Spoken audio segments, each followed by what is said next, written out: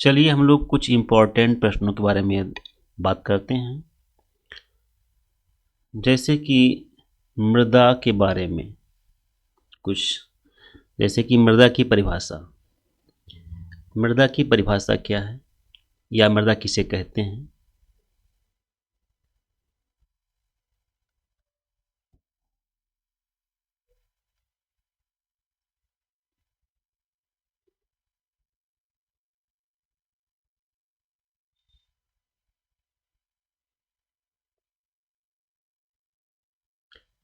तो मृदा किसे कहा जाता है? आप लोग जानते हैं कि भूमि की ऊपरी परत को मृदा कहा जाता है। Soil is the top most layer of land. तो इसको आप जब लिखेंगे, अच्छा एक बात और है कि जैसे कि आप अगर थोड़ा डीपली समझेंगे तो मृदा जो है केवल भूमि की ऊपरी परत ही नहीं है। ऊपरी परत पर चट्टानें भी होती हैं, पहाड़ भी होते हैं, पर्वत होते हैं। तो वो सॉइल नहीं है। जहाँ पर पेड़ पौधे उग सकते हैं, सॉइल वही है।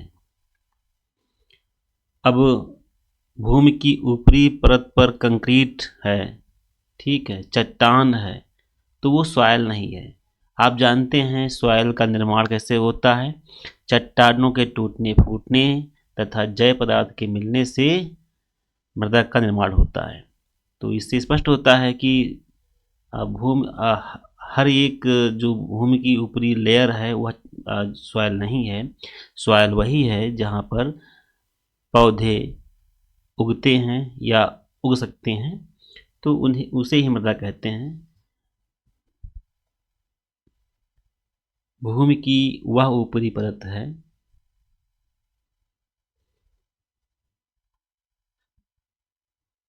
भूमि की वह ऊपरी परत है जिस पर पेड़ पौधे उगते हैं। जिस पर पेड़ पौधे उगते हैं और पोषण प्राप्त करते हैं,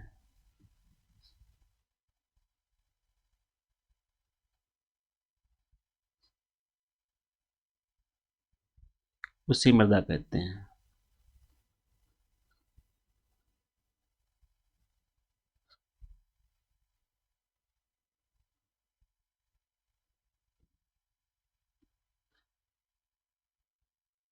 ठीक है।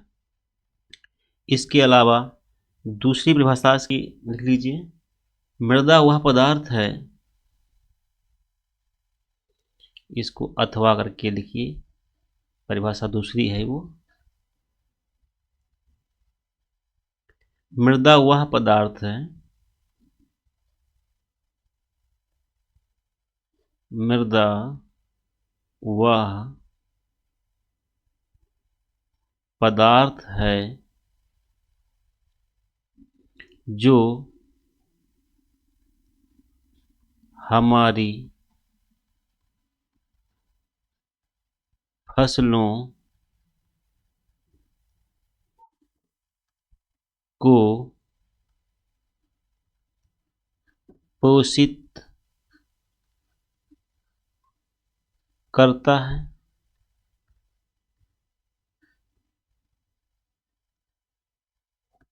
और अवलंब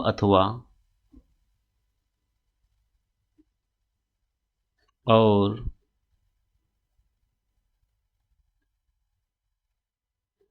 अवलंब अथवा सहारा प्रदान करता है। सहारा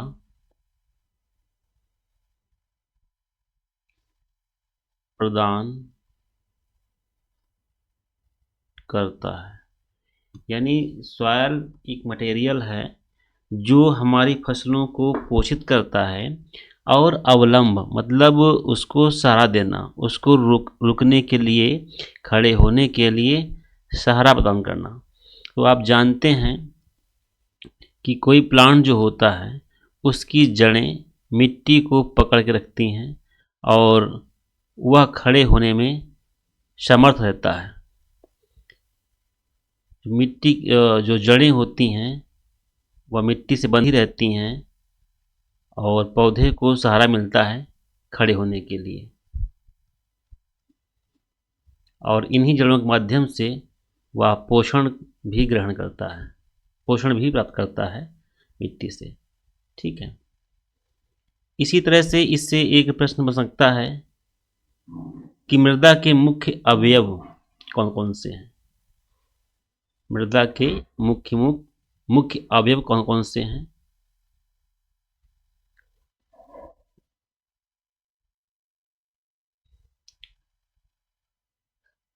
मृदा के मुख्य अवयव,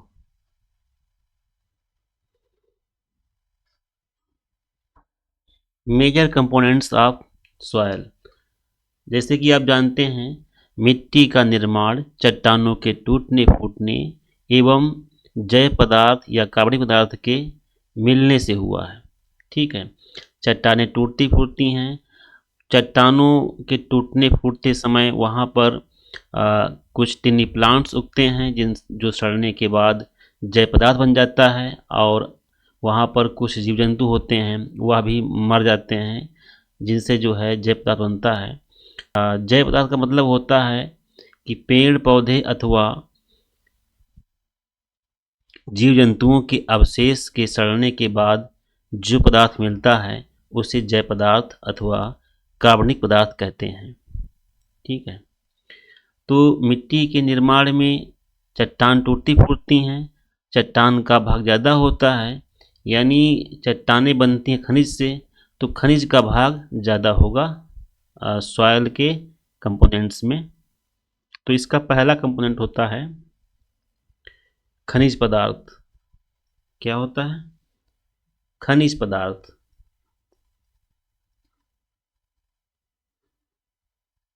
खनिज पदार्थ इसकी मात्रा होती है 45%। दूसरा होता है जैव पदार्थ, जो कि जीव जंतुओं के अथवा पेड़ पौधों के अवशेषों के सड़ने के बाद जो पदार्थ मिलता है उसे कहते हैं जैव पदार्थ। और जैव पदार्थ जो है इसकी मात्रा होती है 5%। ठीक है। दोनों मिला के हो जाके 50%। और ये जो कंपोनेंट्स हैं ये ठोस भाग होता है, ठोस भाग होता है।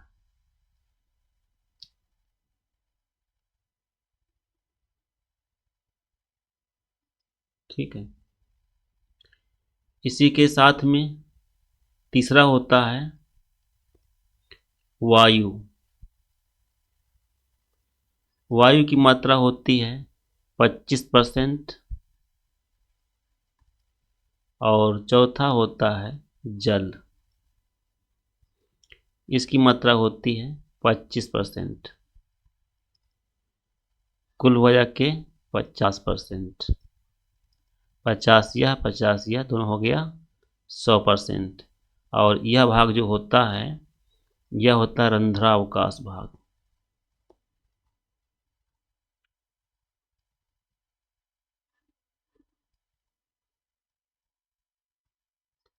रंध्रावकाश भाग क्या होता है?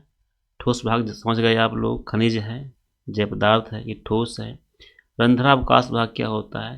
जो मिट्टी के कण महीन महीन होते हैं, वह कण आपस में जुड़े होते हैं, उन कणों के बीच में कुछ गैप होता है, कुछ स्थान खाली होता है, उसे रंध्रावकाश भाग कहते हैं। उस रंध्रावकाश भाग में या तो वायु होगी या जल होगा। ठीक है। तो इनकी मात्रा 25-25% मानी गई है, और इनकी मात्रा वायु और जल की मात्रा घटती बढ़ती रहती है। यदि मिट्टी सूखी है तो वहाँ पर पानी की मात्रा कम है, जल की मात्रा कम है। यदि मिट्टी जो है गीली है तो वहाँ पर एयर की मात्रा कम है। इसको हम समझते हैं एक डायग्राम के माध्यम से।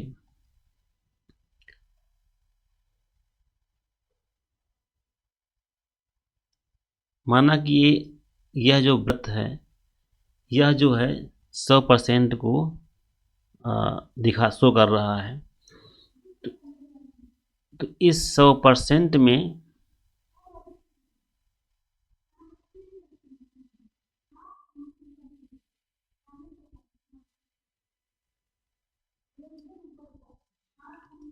इस 100% में अभी आपने यहाँ लिखा हुआ है, मैंने लिखा है कि ठोस भाग है 50% और रंध्रावकाश भाग है 50%।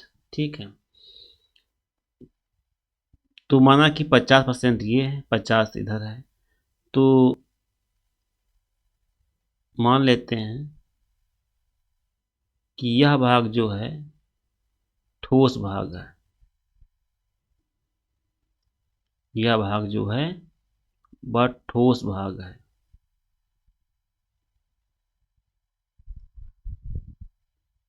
क्या है ये?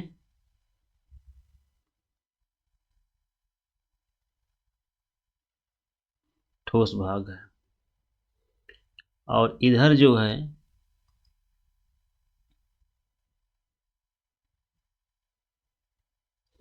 यह भाग है रंध्रावकाश भाग है। ये है रंध्रावकाश भाग।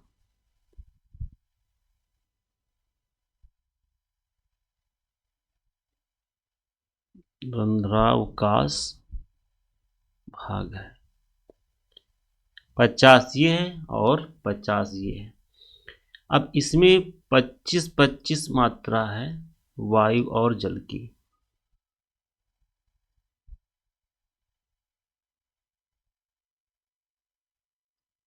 25% है इसमें वायु और 25% है इसमें जल। इधर जो है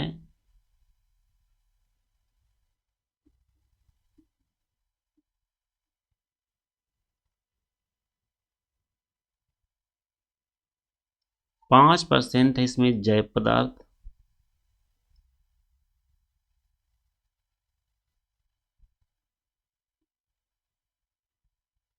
और इधर 45% इसमें है खनिज पदार्थ।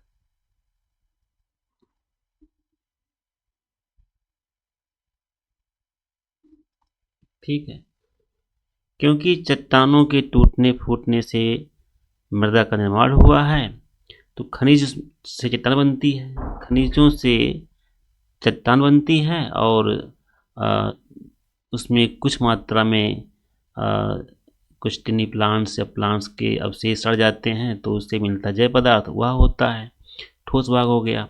रंध्रावकाश भाग जो है 50%, इसमें वायु और जल है। जो यह चिन्ह लगा हुआ है इसका मतलब है कि वायु और जल की मात्रा यहाँ पर निश्चित नहीं है, घट बढ़ सकती है। यदि मिट्टी में नमी ज़्यादा होगी तो वायु कम होगी, वायु होगी अगर मिट्टी सूखी है तो वहाँ पर नमी कम है तो वहाँ पर वायु अधिक होगी। रंध्रावकाश होता क्या है?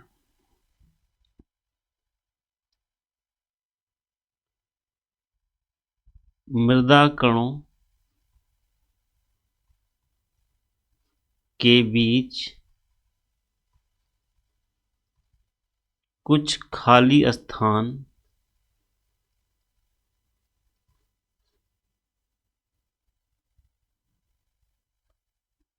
रह जाता है,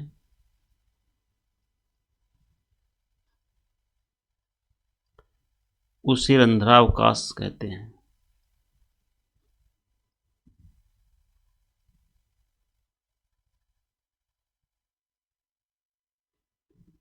रंध्रावकाश कहते हैं।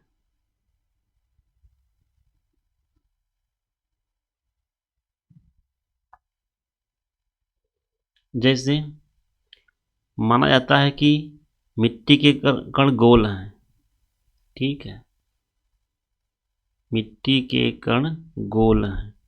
तो इस तरह से कण आपस में जुड़े हुए हैं, इस तरह से कण आपस में जुड़े हुए हैं। इनके जुड़ने के पश्चात कुछ स्थान खाली बच रहा है, उसे ही कहते हैं रंध्रावकाश भाग। आप ध्यान से देखिए कहाँ पर छूट रहा है, कौन सा स्थान खाली रह रहा है।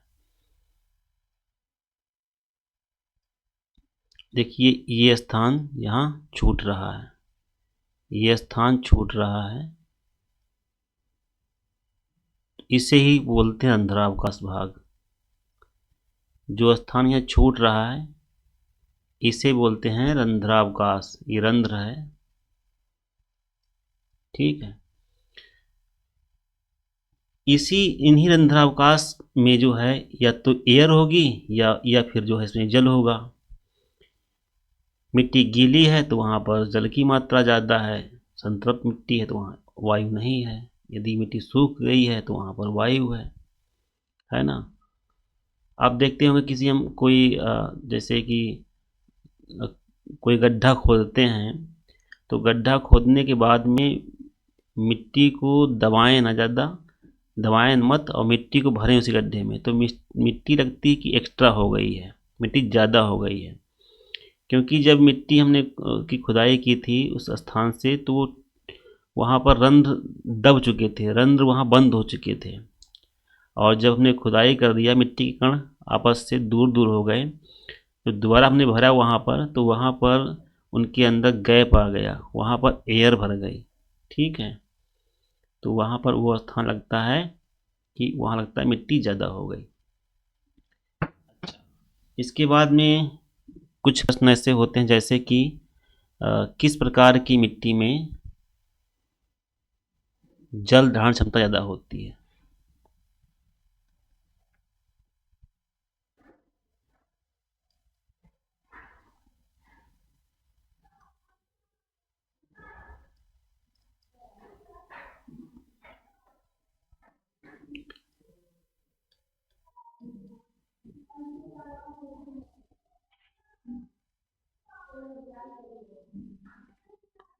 किस प्रकार की मिट्टी में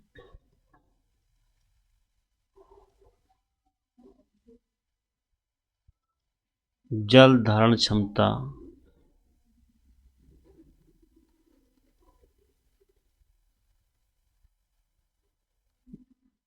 क्षमता अधिक होती है, अधिक होती है।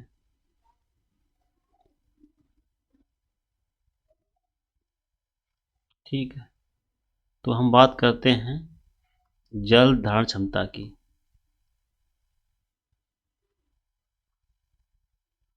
जल धारण क्षमता, वाटर होल्डिंग कैपेसिटी।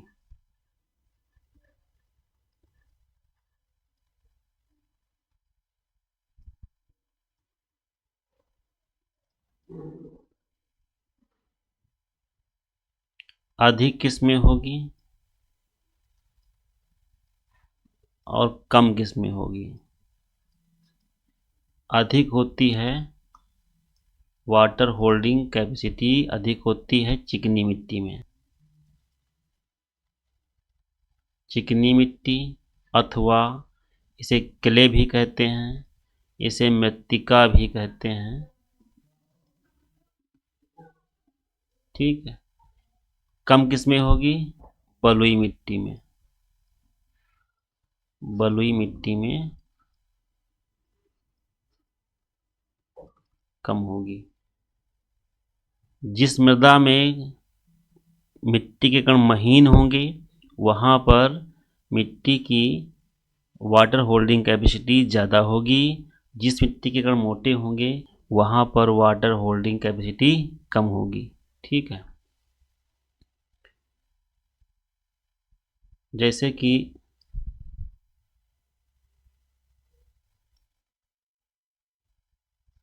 मृदा कण और उनका आकार मिलीमीटर में। ठीक है। मृदा कण मान लेते हैं। मृदा कण मुख्य रूप से 3 प्रकार के होते हैं, लेकिन यहाँ पर 4 कर दिए जाते हैं। बालू को 2 भाग बांट देते हैं, महीन बालू, मोटी बालू। तो पहला हो गया मोटी बालू,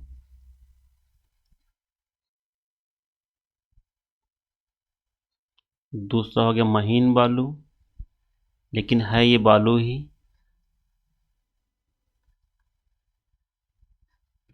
तीसरा हो गया आपका सिल्ट। चौथा हो गया आपका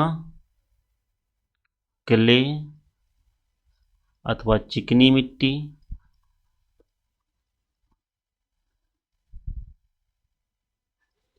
अथवा मृत्तिका। ठीक है।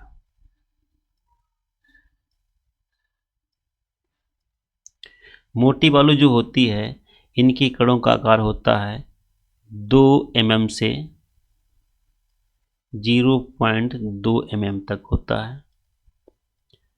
जो महीन बालू होती है, इनके कणों का आकार 0.2 से 0.02 mm तक होता है। सिल्ट जो होती है, इसके कणों का आकार 0.02 mm से 0.002 mm होता है। और चिकनी मिट्टी जो होती है, इनके कणों का आकार 0.002 mm से कम होता है। ठीक है।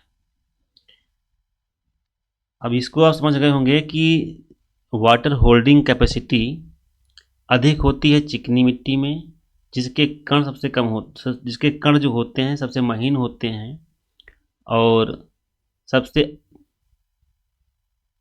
कम होती है बलुई मिट्टी में, जिसके कण सबसे मोटे होते हैं। इसको समझिए इस प्रकार से, जैसे मोटे मोटे कण हैं बालू के। ठीक है। ये कण बालू के हैं जो मोटे मोटे कण हैं और आपस में जुड़े हुए हैं। आपस में जुड़े हुए हैं।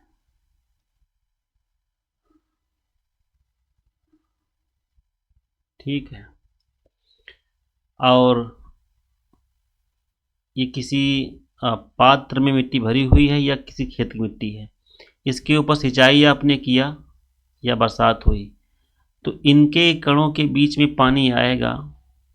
ठीक है। ये पानी आएगा, यहाँ पानी भरेगा। ये रंध्र है ना, रंध्रावकाश है ये। यहाँ पानी भरेगा और इसका पानी का जो भार है ज़्यादा होगा, जो यहाँ से ये रुक नहीं पाएगा, फिर नीचे से यहाँ पर इस तरह से चला आएगा। यहाँ पर होल्ड नहीं हो पाएगा। यहाँ पर होल्ड नहीं हो पाएगा, इस तरह से नीचे की तरफ चला जाएगा। तो पानी की सोखने की क्षमता इसकी अधिक होती है बालू वाली मिट्टी की। ये कण है बालू मिट्टी के। ठीक है। या बलुई मिट्टी मान लीजिए।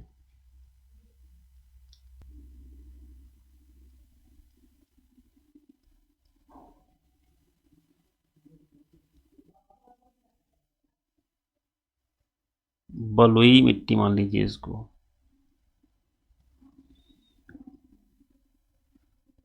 तो आप देख पा रहे हैं यहाँ जो पानी यहाँ आएगा, तो वह सीधे नीचे की तरफ चला जाएगा। इस पानी में, उस मिट्टी में वहाँ पर होल्ड नहीं हो पा रहा है, पानी रुक नहीं पा रहा है। वहीं यदि महीन चिकनी मिट्टी है, चिकनी मिट्टी है या क्ले मिट्टी है, उसके कण हैं महीन। ठीक है। उसके कण जो हैं बहुत महीन हैं और आपस में इस तरह जुड़े हुए हैं, जिनके स्थान जिसके बीच जो अंतरावकाश होगा संख्या में अधिक होगा और उसका स्पेस छोटा होगा। उसका स्पेस छोटा होगा, जिसके कारण वहाँ पानी रुका रहेगा। वहाँ पर पानी रुका रहेगा और अधिक दिन तक नमी को बनाए रखेगा। जहाँ पर अधिक दिन तक नमी बनी रहती है, मतलब वहाँ वाटर की होल्डिंग अधिक हो रही है, वो पानी को अधिक देर तक रोके रहा है।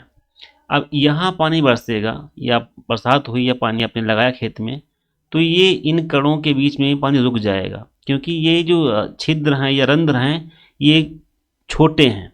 ठीक है, तो पानी वहाँ से नीचे की ओर आएगा, मगर बहुत स्लो स्लो आएगा, बहुत धीरे आएगा। यहाँ पर ये रंध्र बड़े हैं तो जल्दी पानी नीचे आ जाएगा।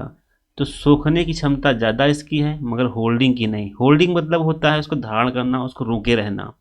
और इस खेत में क्या होगा, ये पानी को रोके रहेगा अपने अपने में।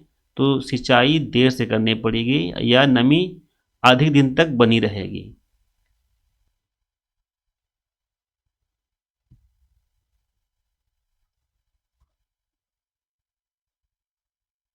ठीक है, इस तरह से ये हो गया।